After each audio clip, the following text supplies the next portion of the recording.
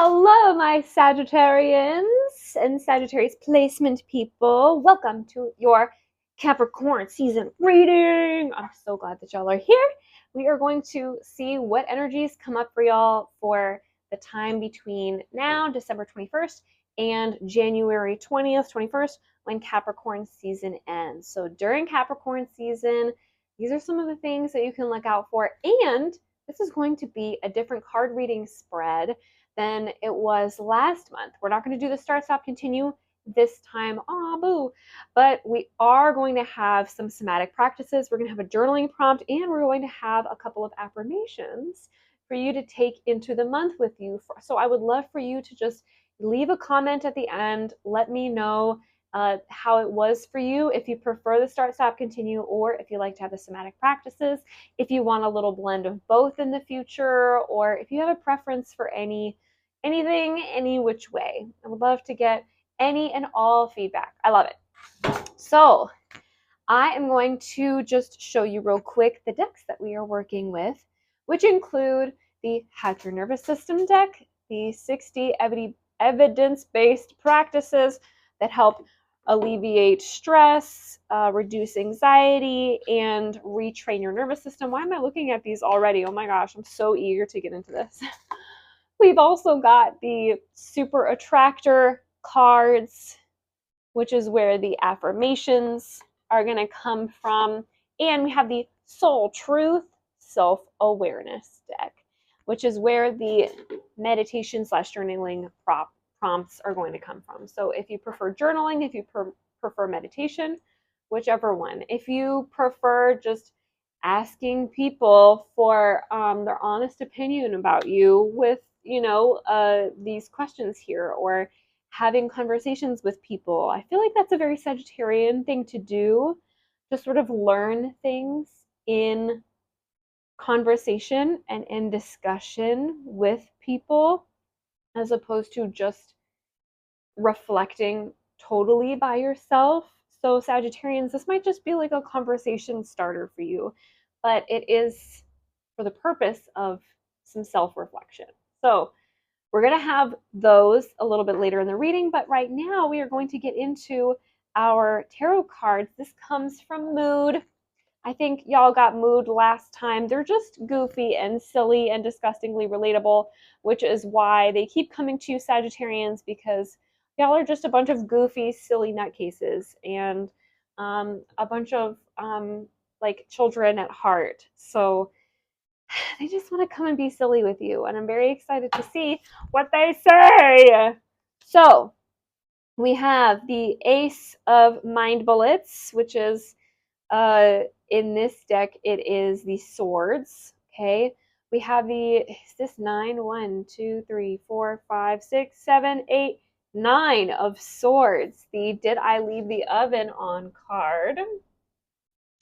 We have the 9 of swords. We have the Ace of Swords. Okay, Ace of Swords says, I won with this with my brains. And then these cards came together. I don't know why they wanted to be sandwiched, but I guess we'll find out. We've got the 6 of Cups. Remember how amazing being a child was? No. We have the 6 of Cups, and we have the Noob, or the Page of Crybabies, which is Cups. Okay, so we have the Page of Cups, aka the Noob of Crybabies, who's saying, I must be tripping again. You got a fish in their cup. And we have the 6 together, okay? So I'm already starting to see a little bit of a story here, because we've got these 2 swords on the end. We've got a beginning, we've got the Ace, and we've got an end. We've got the 9, okay?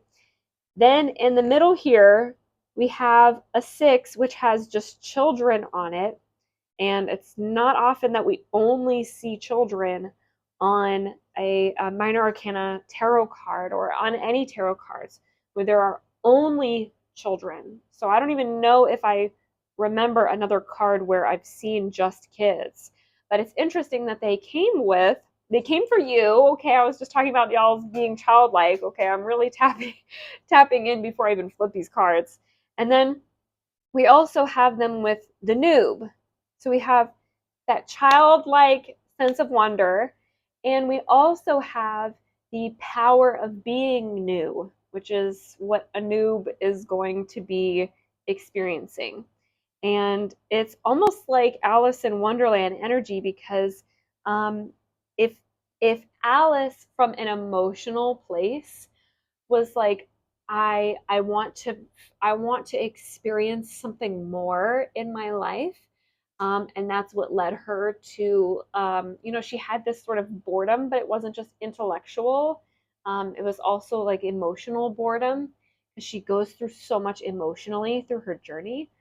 I think this is also where the noob of crybabies comes from, and why it says, I must be tripping again.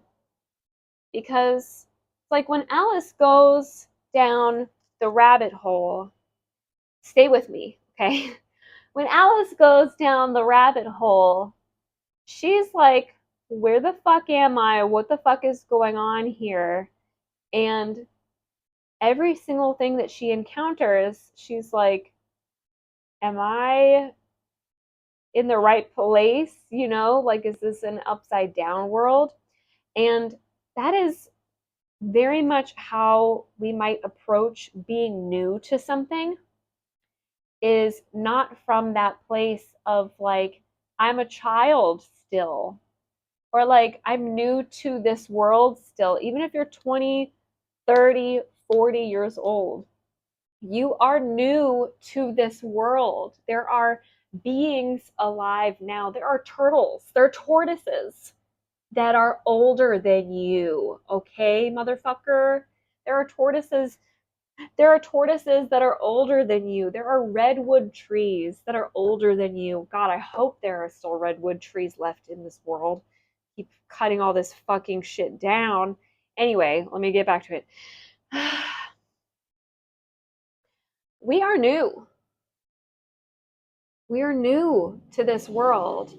And as much as we think that, like my dad's saying all the time, I've been alive for 60 years. As much as we think that we've seen the world and that we understand the world because of the number of years we've been alive, because of the number of experiences we've had in that short amount of time, because of the heaviness of life that we've probably experienced in that time. I mean, if you're living under late stage capitalism, hello and welcome to, the end of times. The feeling of, do you remember what how amazing being a child was? No. We're having to sort of emotionally piece ourselves back together all the time. And that's what the 6 is about. Is like trying to fix things with the best you've got at the time that you need to solve this problem. And that being coupled with the cups here, the emotional energy that y'all are going to be experiencing, that y'all, I think maybe more have been experiencing and need to confront during Capricorn season, is just how you can let go of those childhood experiences that shaped you and gave you that sort of chip on your shoulder, so that you can come back into being a noob, being like a true newbie at the things that you're doing, not from a place of like an of ignorance, or like not being able to do things for yourself, like immaturity and relying on others, but from a place where you understand, I lack wisdom here. And that means I need to be like Alice. I need to start asking questions. I need to be curious, because you're at the very beginning of a phase in your life. And, did I leave the oven on? You're also trying to confront all the things that happened in the past that have maybe blocked you from believing in yourself and believing that being curious is actually a good thing for you to do.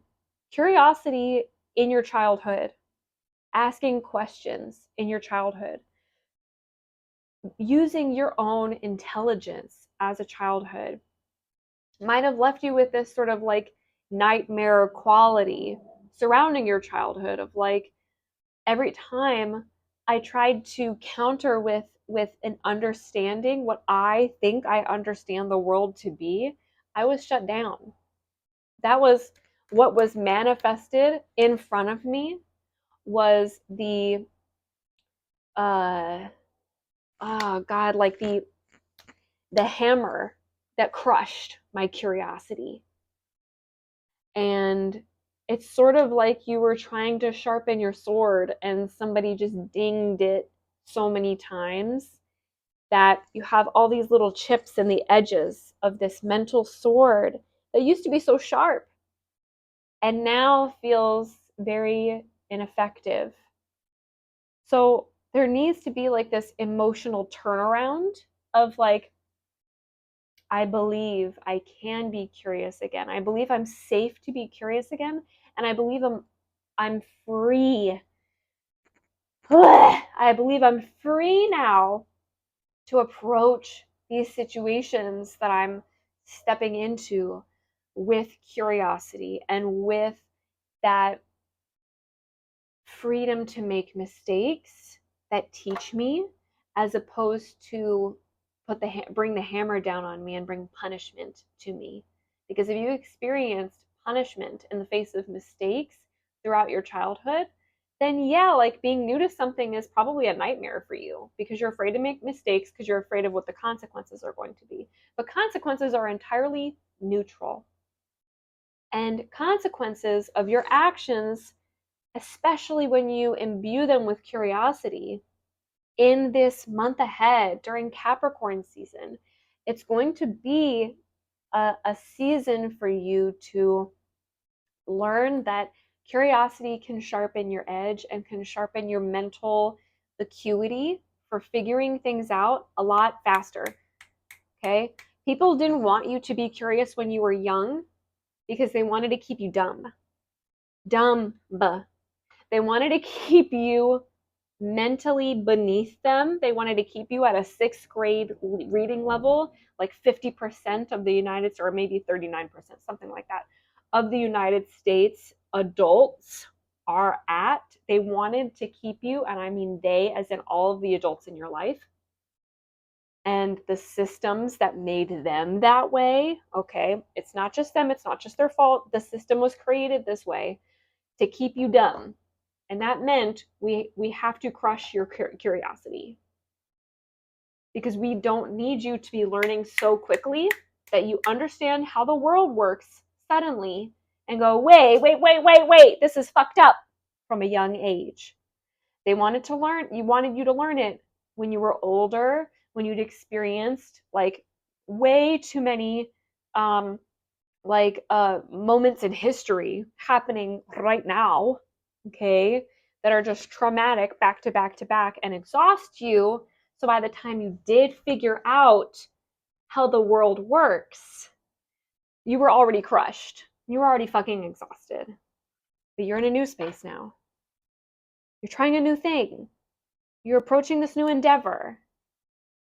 You're trying on this new way of thinking, this new way of feeling. And it's time for you to see how quickly your mind cuts through things and how quickly you can catch on to what you want to do and what needs to get done when you use curiosity. And your curiosity, the consequence of using your curiosity is not crushing, it's increasing. It's increasing your sharpness. It's increasing your understanding. It's increasing your capacity for asking better questions. There are better questions. You can only get there when you start to believe that you're not fucking tripping. The way the world was set up was meant to crush your curiosity and make you dumb. But you didn't leave that behind. You didn't leave your curiosity behind. You still have it. You just have to start sharpening it. Okay, so here is a journaling prompt for you to tap into. Am I apologizing for my truth? Okay, this is yet another confirmation that you wanting to know the truth and you wanting to understand things is not a bad thing. And it's not something for you to crush yourself over before you've even had a chance to say the question out loud. You might already be telling yourself that you can't or shouldn't ask questions before they've even come out. Stop doing that, okay? Maybe have that conversation with some of the people who spark your curiosity. Have those conversations with people. Are we apologizing for our truth too much? Are we apologizing for the seeking of truth too much? Are we stopping ourselves from seeking truth a little too much? And in what ways are we doing so?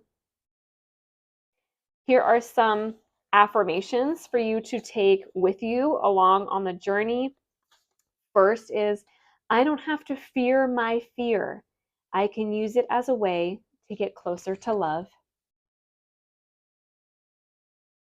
You don't have to fear the way that things were. You don't have to fear reaching into your childhood and drawing up those painful memories. You can use them as a way to get closer to love, as opposed to getting closer to the non-love that you experienced back then. And true manifesting is about receiving what is of the highest good for all. You're in that place where you're truly manifesting right now. And what is good for what is of the highest good for all is you stepping up your curiosity, stepping up your willingness to be wrong and make mistakes, because you can start to realize that the consequences of you making mistakes in public, in front of other people, is no longer punishment. It's the freedom from the shame that you felt over being a bad kid for making mistakes, or a dumb kid for making mistakes. You're gonna free yourself from that, and you're gonna free other people from the fear of being seen making mistakes and being punished for those mistakes. You are going to free them as you free yourself. Let's hack our nervous system. It's okay, so that we can retrain our nervous system to feel safe, seeking our truth, coming from a place of curiosity, and allowing ourselves to be new to the world. Okay, so we have two that wanted to come up for you. The first is a forward fold. Now I'm going to read these to you, but I'm going to show them to you first so that you can take screenshots of them, and I'm going to read them to you so that you can decide whether or not you want to participate in them now. If you have a couple seconds, or if you have another minute or two after this reading, I highly suggest doing them now if you have the opportunity. First one is forward fold. Go ahead and take a screenshot. And the second is running for peace. Now, I'm going to read about running for peace as well, but it's not something that I expect you to do right now, unless you're out for a walk right now and you're just listening to this. Maybe take a little jog. Maybe step it up into a little bit of a jog. But first, we've got the forward fold, okay? So this is something that you can practice right now. Spread your feet more than hips width apart, aligning them parallel to each other. Adjust based on flexibility. The wider your feet, the easier it is to bring your hands to the floor. Stand tall and rest your hands on your hips. Inhale slowly. As you exhale, bend forward from the hip joints. Bring your fingertips to the ground or to the surface of a big book or chair, depending on flexibility. Nobody has to judge you. Nobody has to shame you for how you are. If you are new and you are a newbie to stretching and to flexibility, the only consequence of doing this right now, the way that you need to do it, the only consequence is being kind to your body and acknowledging where you're at and honoring that. So use a book or a chair, depending on flexibility. Begin slow, deep breathing for 30 seconds to 2 minutes as you're forward folded. Feel free to pause for a couple of inhales if you would like, if you're in your forward fold.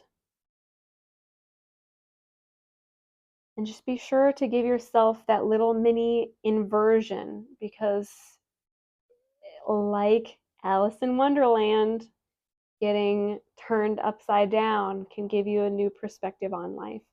Literally, inversions literally can give you a new perspective on life. So I love that forward fold came up for us. We also have running for peace. Pop in some music that makes you want to move and hit the ground running. Running naturally requires your body to adjust to irregular breathing patterns, which leads to improved nervous system regulation and greater ability to manage stress. Y'all, we can control so much of how our body reacts to the consequences of our actions when we control our breathing. And running is one of those great ways to tap into your breathing as a tool for managing where you are mentally, emotionally, physically, the longer you stay running. Because there are mental points that you hit where you think, I don't know if I can do this anymore. I think this might be it for me. Physically, your body is telling you you're on fire, or you might, hurt yourself if you push yourself a little too far. And there are times when listening to your breath and just staying with your breath and staying with the patterns of your breath can help you change the patterns of your thoughts and change where the oxygen is flowing through your body so that you can manage how your body feels as you're running. And the emotional part is when you do manage while you're running to break past that wall. You kind of start to feel like you hit a wall, and if you keep going and you get past it, that's where you hit the euphoria. That's where you hit the runner's high. And again, I'm thinking about like tripping, running can be a great way to get a natural high so that you can start tripping on good hormones and good chemicals that help retrain your brain, retrain your nervous system to see things in a new way and to deal with all the things that sort of come up in life in a different way, in a more positive light. I hope that you take all these things with you. I hope that they served you well. Like I said, please let me know in the comments how this was different for you if you watched the Start, Stop, Continue reading last month and you're getting the sense that this is different in a better way, or just in a different way that feels good for you. I would love to hear how it went. Make sure to like this video to let me know that you've watched, and subscribe if you want to stay on track with getting these little doses of guidance every single month. I love you so much. You're deserving of all the love you desire. And if you need some more love-in, go ahead and check out my booking link in the caption so that you can get either like another little small or even just like a big giant taste, nice big feast of guidance that is specific to you. And individual to what exactly you are going through right now. Thank you for joining me. And I hope you have a beautiful, wonderful rest of your day, Sagittarians and Sagittarius placement people. Enjoy the rest of your Cap season. Ooh, you got this. I believe in you. Mwah.